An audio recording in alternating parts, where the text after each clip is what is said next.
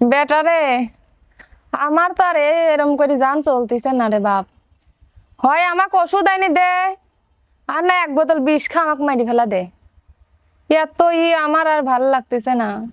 মা তুমি এসব কি করছো? তোমার মাথা টাথা ঠিক আছে তো? ওষুধ না আমি আইনে না দিবির পারতেছি না জন্য তুমি কি করছো? বিষ আইনে দে, আমি ছাওয়ালো তোমাকে বিষ আইনে দিবির পারি। বাপরে, তো কি আর কি কব, তুই তো কম চেষ্টা করিস নি। বুন্ডার লেহা পড়ার খরচ চালানি লাগে। আল্লাহ আমাকে এত বড় একটা রোগ দিছে, না পারিস একটু ওষুধ এনে দিবির, না পারিস বোনের খরচ দিবির। তোকে আর কি কব। মা গত সপ্তাহে বোনেক 400 টাকা দিলাম। টেহা তুমি তো জানো আমি তো চাকরি বাকরি করি নে মা। এখন যদি নিজের রক্ত বেশি টেহা না লাগে আমি তারপরে তোমাকে ওষুধ এনে দেবো, কিন্তু বিষ আইনে দিবে পারবো লয় মা। বাপরে, হয়তো রাগের মাথায় আমি কই, আমার যখন ব্যথা ওঠে সহন আর সহ্য করতে পারিনি রে বেটা। মা তোমার তো ছোট ছাওয়াল আছে, ওইটি খালি ড্যাং ড্যাং করে গোরে, কে একটু কাজকর্ম করবে পান না?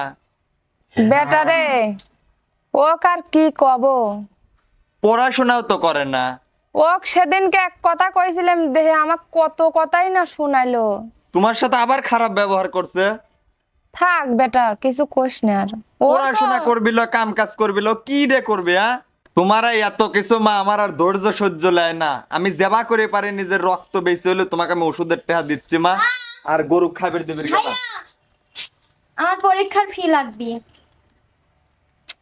পরীক্ষার ফি আজকের মধ্যেই দেওয়া লাগবে। কত টাকা রে বোন? 500 টাকা। 500 টাকা? ও মা 500 টাকা? বাপরে, কি কব, তোর কাছেও তো টাকা নাই। গত সপ্তাহে দিছিল, এখন তো কামাই কাজিও নাই।